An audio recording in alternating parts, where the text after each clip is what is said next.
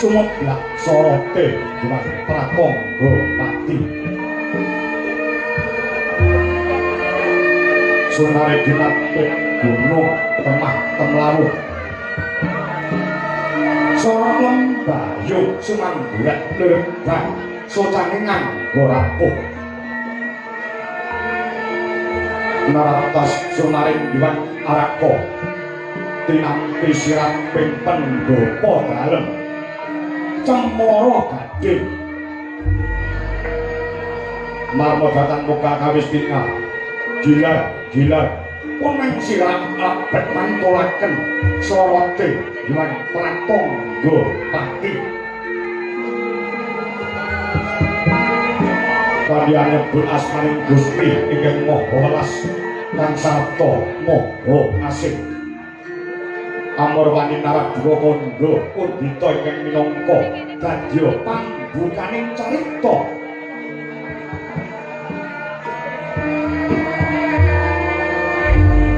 lah menika warnane gumlaring pratapan cemara gading ingkang mapan wonten ereng-erenging Kaladaka utawa ereng-erenging gunung marmo datang mungkal kamuntuk asri sesawangan ana ing pratapan lenggak-lenggok ilining toya ingkang saking injil saking sendang kang pening dirtane pinara para playune bendung-bendung pinayong ileni sawah miyang patah galane para kisma para kisma wekdal pangkulan ketanem satemah bumi cacah ingkang datang ana kang sela kawis tinggal ijo royo mertanggani kamuntaning kono datang kirang sandang pangan lan papat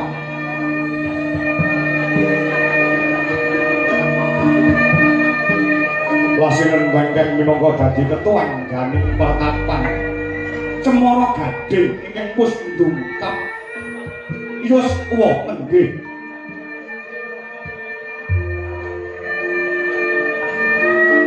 ingkang apa parat sang penemban begawan Jayeng Sabda nadyan kawa sepuh paranggene tasah pinaringan bagas pewarasan nalika semana den adhep dening ingkang putra tunggal ingkang asasilih sang Dewi Jayeng resmi ingkang tansah sumuyut ana padane ingkang Rama sawetawis Denira samya lelenggar kidul kalbu minangka pramita kalamunta sang wiku asa medhar sabda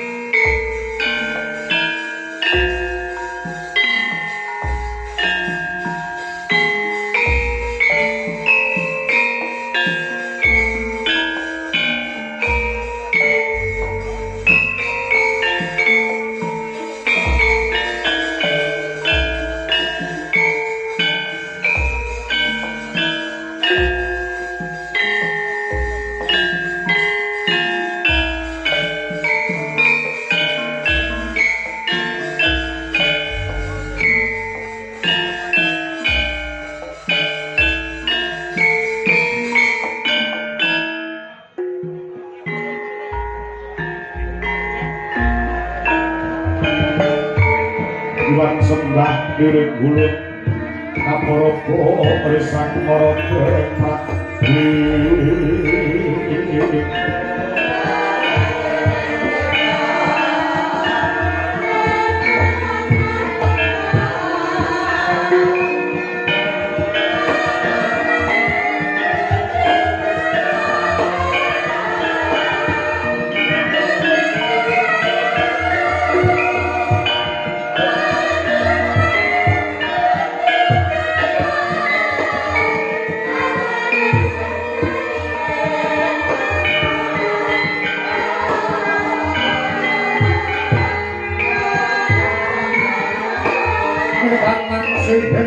asing marek buku sawanku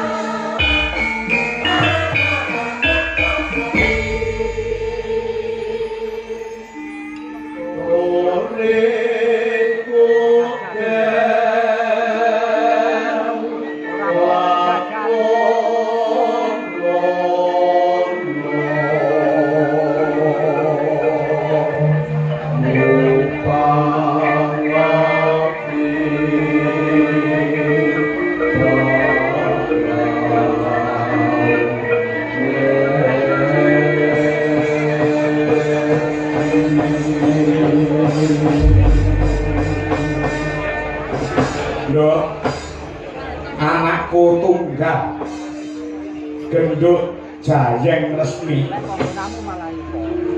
Ana dawuh apa Bobo? Miji marang anakmu aku Jayeng resmi. Ora lah upamit karo bapak ki mau basubuhan ta iki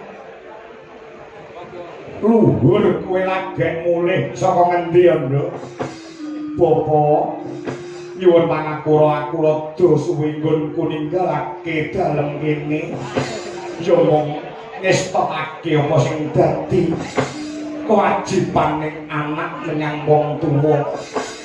Sawetara aku ora mulih mergo aku umbah-umbah ana ing tlaga. Umbah-umbah iya. Lah umbah-umbah ya umbah-umbah. Lah kok nganti saya ini kok suwi men. Wong nyatane 3 dina iki aku ora iso umbah-umbah. Mergo 3 dina iki udan grejek ora ana lerene wekasane. Umbane nganti tumpuk-tumpuk kaya gunung. Aku ki ngumbahi sandangan ora sandang aku ning yo sandangane Bapa Begawan Jayeng Sabdoga. Ngono ya, Nduk. Iya, Bapa. Yo. Ingkang angka pisan. Kowe tak derekake ngegungake rasa puja-puji syukur kang jero marang kurbaning Gusti ingkang ngakarya jagat kang wis kepareng malimbake berkah kenikmatan marang aku kelawan kowe. Rak ya ngono to, Nduk, Bapa. Iye. Aku tak takon saben-saben Bapa paring pangandikan. Ayo padha ngegungake rasa syukur marang kurbaning Gusti kuwi maknane kepiye? Tegese kepiye?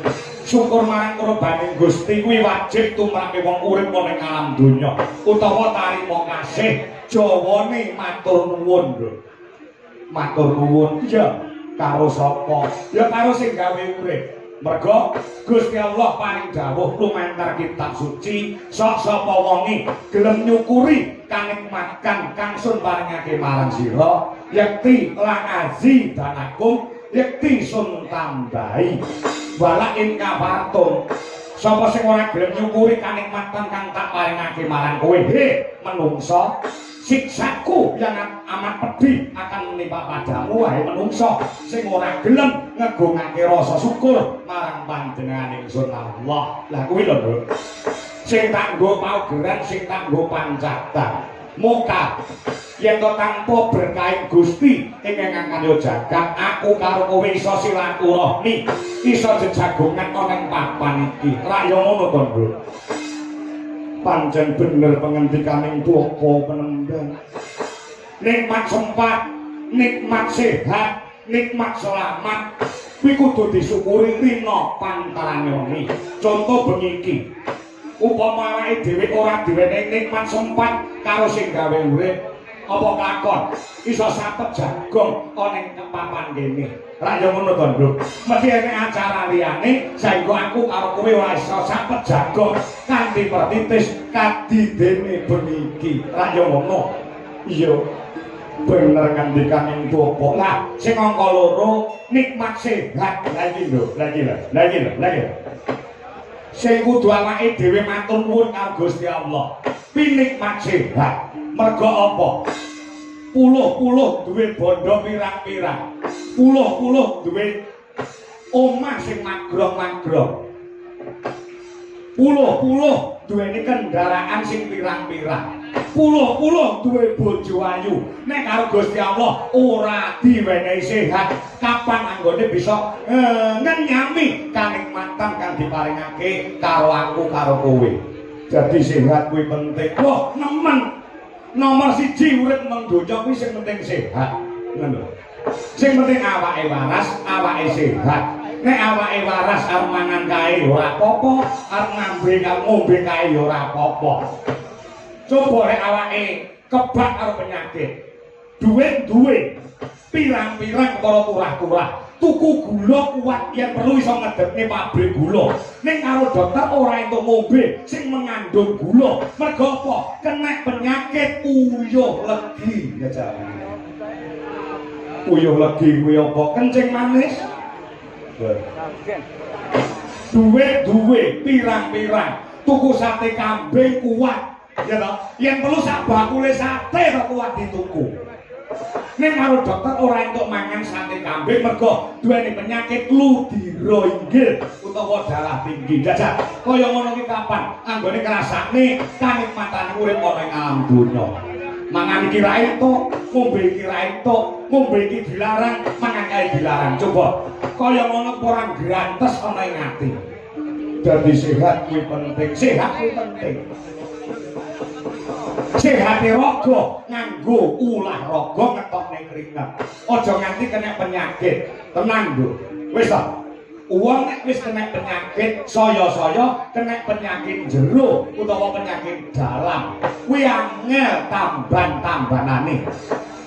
Penyakit jero, penyakit dalam sing angel tamban-tambanane kaya to contone jantung, paru-paru, usus buntu, ya to. Lever lan liyane kuwi mujudake perangane penyakit jero sing angel ditambani tur dideteksi ya angel nek ora dokter ya ta kuwi tur larang ragate beda karo kena penyakit jaba ki gampang dideteksi cara pembuki sing mentereng tur gampang ditambani murah ragate contone penyakit jaba sing murah ragate panunen kadasen kena peso utawa kena lading dibetadin 2 dina 3 dina wis garing kena penyakit jero kuwi angel tambanane kula apa wae apapun itu kuwi lek manggone ning jero kuwi mesti regane laris larang iso laris regane iki mesti larang apa wae to pokoke manggon ning jero kuwi mesti regane larang. Contone nggon gawean ya sing jero regane larang nggon gawean insinyur karo kondektur kuwi bayarane mesti akeh insinyur mergo apa insinyur ki sekolahe dhuwur ragate akeh tur to sing nggih nyambut gawe ora ketok moto sing mapane ning jero sirah ya kuwi otake sing nyambut gawe akale sing nyambut gawe bekasane bayarane ya yutonan yen perlu atusan yuto beda karo kondektur ora perlu sekolah dhuwur sementing awake waras iso maca iso tulis iso dadi kondektur nek insinyur butuhke sekolah sing dhuwur ragan sing akeh mula nek nyambut gawe bayarane ya larang kuwi contone apa wae kok ning jero mesti regane larang sing ning jero regane larang sing gampang ditampa sakliyane gawean sing iso disawang saiki sing kena nggih conto saiki apa iki lho sawangan jentret eneng 6 jarine sinden sing dinggo ki paling pol kuwi 250.000 ki paling larang. Lah jerone jare apa entuk 250.000. Sing etak dhewe. Ngono yo kok iya. Nek nganti jare karo sing dijari utawa jero jare kok larang jarike. Kuwi berarti jero wis iso. Ngono yo kok iya. Lho, kena nggih contoh, kena nggih patuladan. Kula sing darani sehat kuwi baku, sehat kuwi penting. Ngono ya apa ya. Rada maju tak kandhani kumung iki wektune mirunggan. Aku pengen jagongan karo kowe sing duwe wigati kanggo apa to? Ya kanggo awakmu. Hasbuna Allah wa ni'mal wakil.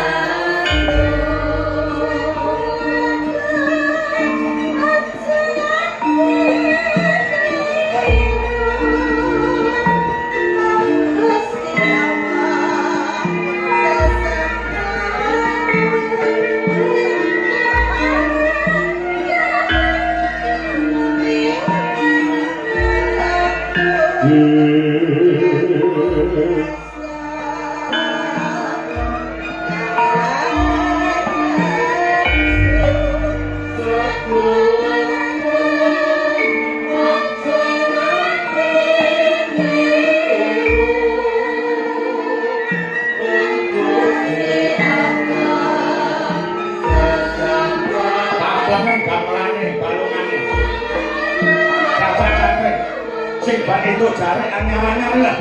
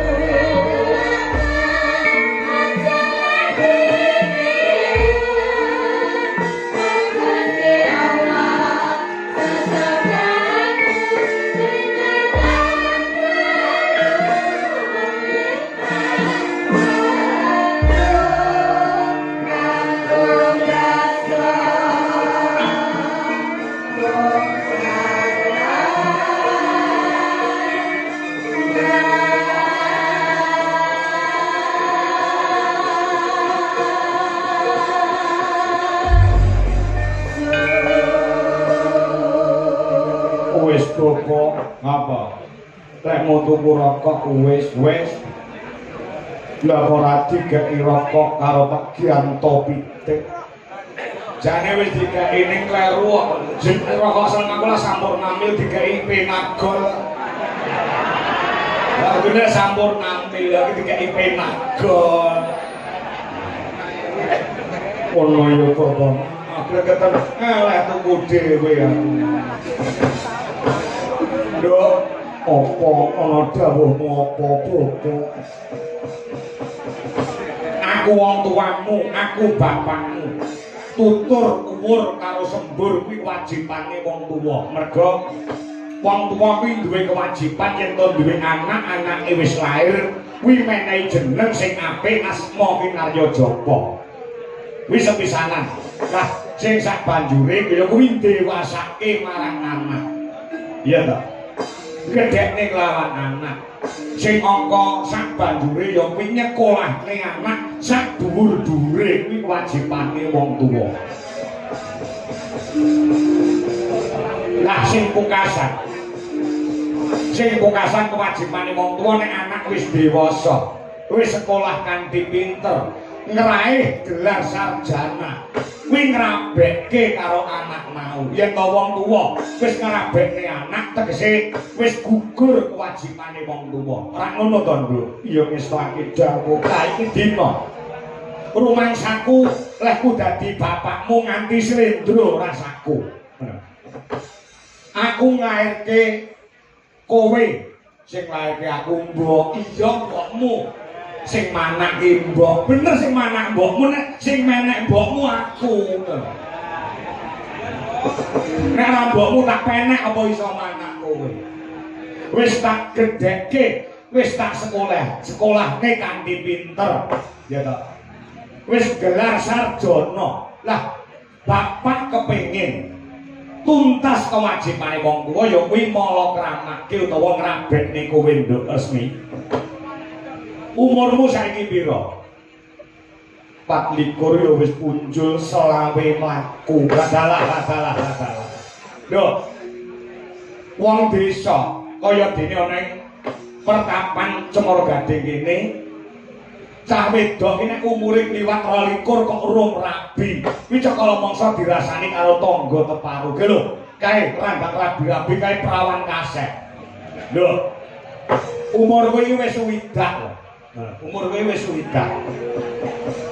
Aku ndang kepengin duweni kerentek, duweni gegayuhan, dan duwe gawe mantu nglumpukne sanak kadang pamomri mitra.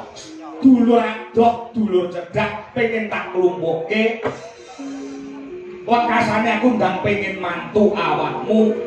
Aku duwe kekarepan, aku duweni sedya. Muga-muga awakku sing bagas waras, aku iso nggendong putu sing tok lairke. Brahmana mang osomyong ambreng sakti Dharman mingkas osehaneng marago memalakung Resang gonto mastrat mojo lang lalu mangulati Surya mangrangsang bayah Surya mangrangsang bayah Umyos Samara Wayanto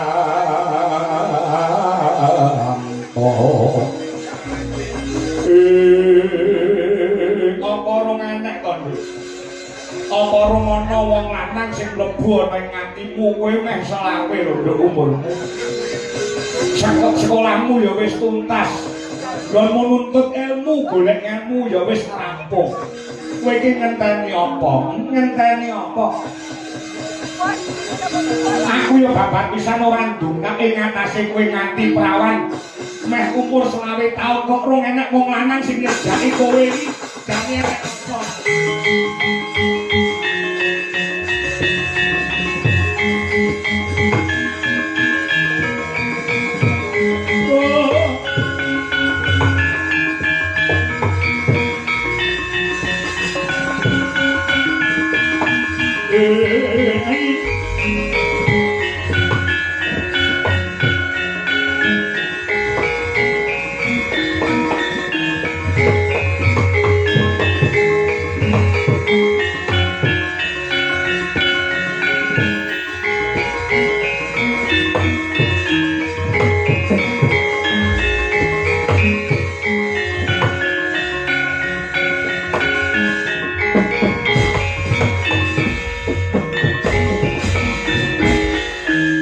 Atur miturut mandut sumaran mring Gusti bene sidi miwang utama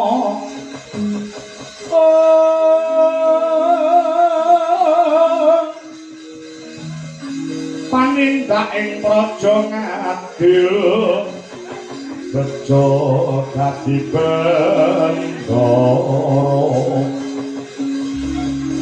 rinterepan mring proadi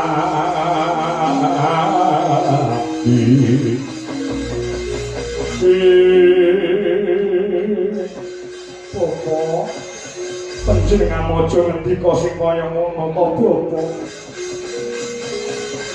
saya ndadekake cilik atiku sing tak nggo gondhe lan sing tak nggo paugeran lak pangendikaning Bapa Begawan Jayeng Sabdo yen to siji pesti loro judul telu wahyu papat derajat lima donya momo ana panguwasaning Gusti ingkang ngakarya jagat judule manungsa wis diatur ditata lawan Kang Maha Kawasa aja kuwatirake marang anakmu wedok aku Jayeng resmi Bapa yen wis wahyaning mangsa kala tertamtu wae ana wong lanang ingin bakal mengku lawan anakmu aku iki ora ndene ngono to Nduk wong bocah saiki lagi umur aja nek 20 18 19 taun wis gandeng renteng-renteng karo jalanan lah kok kowe meh umur